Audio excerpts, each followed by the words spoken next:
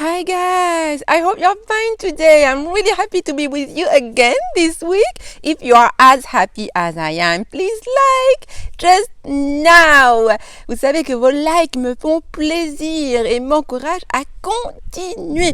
Pour le cours d'aujourd'hui, mon inspiration, c'est le rêve que j'ai fait la nuit dernière. The dream I had last night. That's the reason why I am outside. Et c'est pour ça que je suis à l'extérieur d'ailleurs.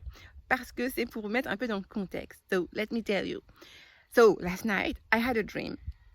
J'ai fait un rêve, and in this dream, it was so strange, you know. I was outside with someone, and I was wearing flip-flops. I was wearing flip-flops. Do you know what flip-flops are? Flip-flops are, you know, this. Let me show you, because I'm wearing my flip-flops. Now, these are some kind of flip-flops, okay? Flip-flops. So I was wearing my flip-flops because it was very hot, you know. It's still summertime. So, and then after a while, donc je portais des tongs, and then after a while, après un moment, with this guy, I was with a guy, he is a motivational speaker, okay? So I was with this guy, and we finished what we were doing. We were talking while walking. On parlait en marchant. On parlait tout en marchant. We were talking while walking. Okay, on parlait tout en marchant. And so we took his car and we went back to, it may have been his office. So, donc on est rentré en voiture. We took his car. And on est retourné à ce qui devait être son bureau. It may have been his office. Ça devait être son bureau. Supposition dans le passé. It may have been. And at some point, I realized that I forgot my pair of trainers.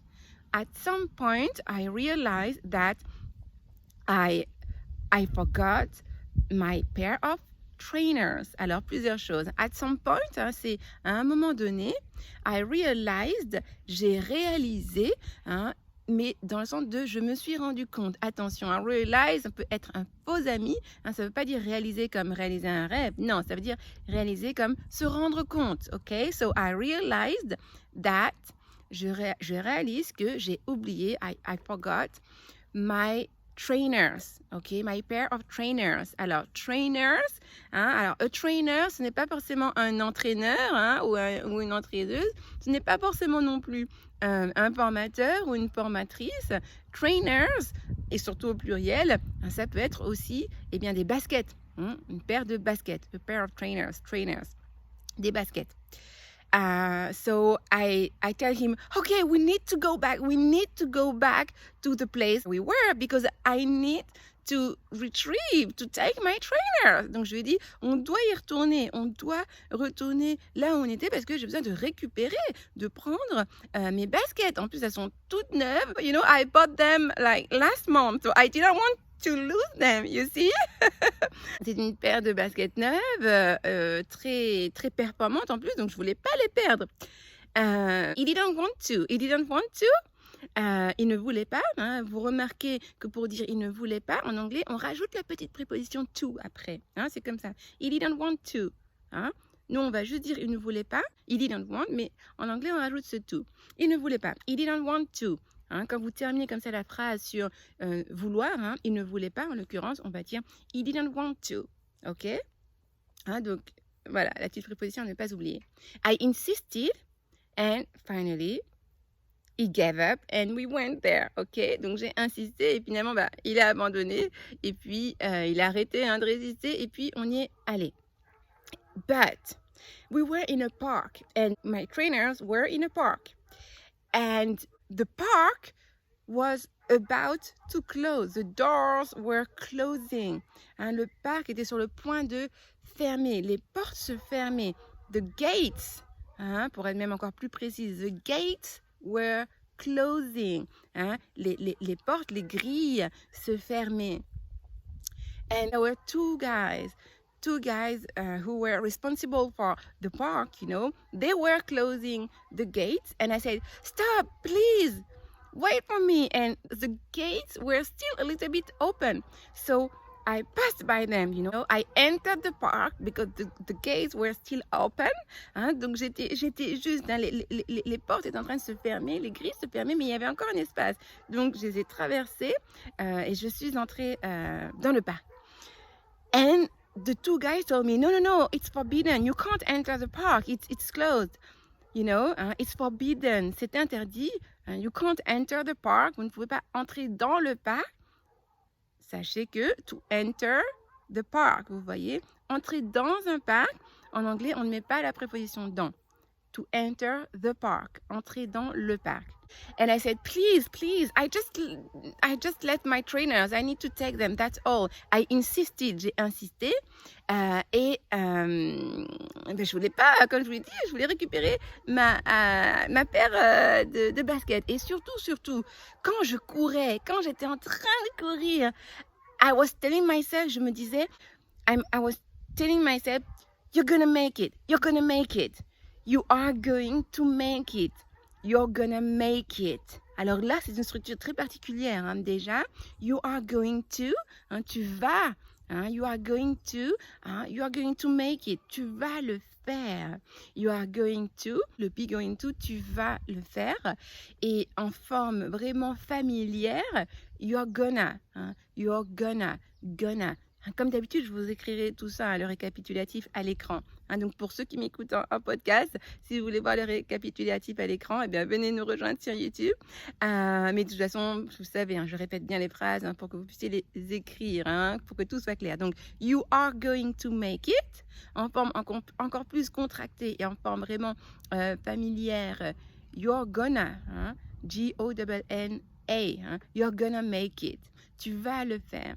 Et make it, si je dis you can make it, ça veut dire, ou bien I hope you're gonna make it, I hope you can make it, c'est une façon familière de dire tu vas le faire, to make it. Je vous donne un autre exemple pour ce verbe-là. Parfois, pour les coachings de groupe, vous savez, dans mon programme intensif, il y a à la fois du coaching individuel et du coaching de groupe. C'est vraiment intensif. On traite vraiment... on travaille vraiment à fond. Et dans les coachings de groupe, parfois, quand certains élèves me préviennent « Ah, je vais être en retard », soit parce qu'ils ont terminé de travailler plus tard, ou bien qu'ils sont encore dans les transports. Et donc, parfois, ils m'envoient un petit mot pour me dire « Je suis pas sûre de pouvoir ce soir ». Et je leur écris « I hope you can make it ». Tu vois, vous voyez I hope you can make it. Ça veut dire, j'espère que tu pourras le faire, dans le sens que j'espère que tu pourras arriver à temps pour le coaching de groupe. Et puis de toute façon, ils savent que voilà, même s'ils ne peuvent pas participer au live, ils ont le replay. Le soir même, on leur donne le lien du replay pour qu'ils puissent bénéficier vraiment de tous les coachings en différé. Donc c'est pour vous illustrer. I hope you can make it. Ça c'est, j'espère que tu vas réussir à être là pour le coaching de groupe en live. Donc vous voyez, make it, c'est une autre signification de make, parce que sinon make ça veut juste dire faire, mais dans ce sens-là ça veut dire j'espère que tu vas y arriver. Donc je me disais I'm gonna make it, je vais le faire, je vais y arriver, je vais le faire. Et j'ai réussi.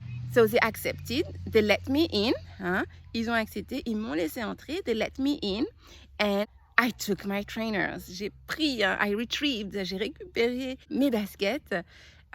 And happy ending. Voilà, happy ending. Mon rêve se termine bien. Except that I woke up in the middle of the night because of that. J'ai resté parce que il y avait du suspense, vous l'avez vu, j'espère que je vous ai transmis le suspense, est-ce que je vais y arriver et tout, et quand je suis arrivée, hop, je me suis réveillée. Donc I woke up at 3:50 last night and then I couldn't sleep again. Donc je me suis réveillée à 3h50 en pleine nuit et je pouvais pas me rendormir, donc la nuit fut courte, mais ça va. Ça m'a donné de quoi vous faire une super vidéo avec tous ces verbes, ces structures, ces locutions. Et dernière petite chose, je vous ai dit que je voudrais travailler un peu la conjugaison. Si je n'avais pas insisté, je n'aurais pas pu récupérer mes baskets.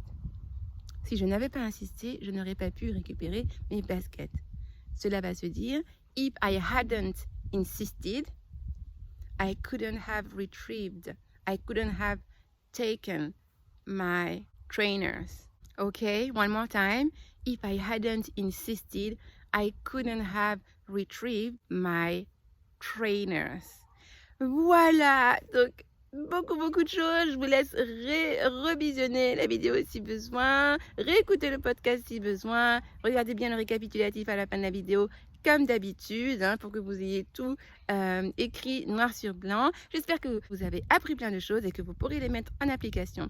Si cette vidéo vous a apporté, merci de liker et de partager. Vous savez que vous m'aidez à faire grandir notre belle communauté quand vous likez, quand vous partagez. Je compte sur vous. Et ceux qui ne sont toujours pas abonnés, cliquez sur le petit bouton s'abonner et cliquez sur la petite cloche pour être sûr de ne rien manquer. Sur ce, have a very good day and see you soon. Bye bye.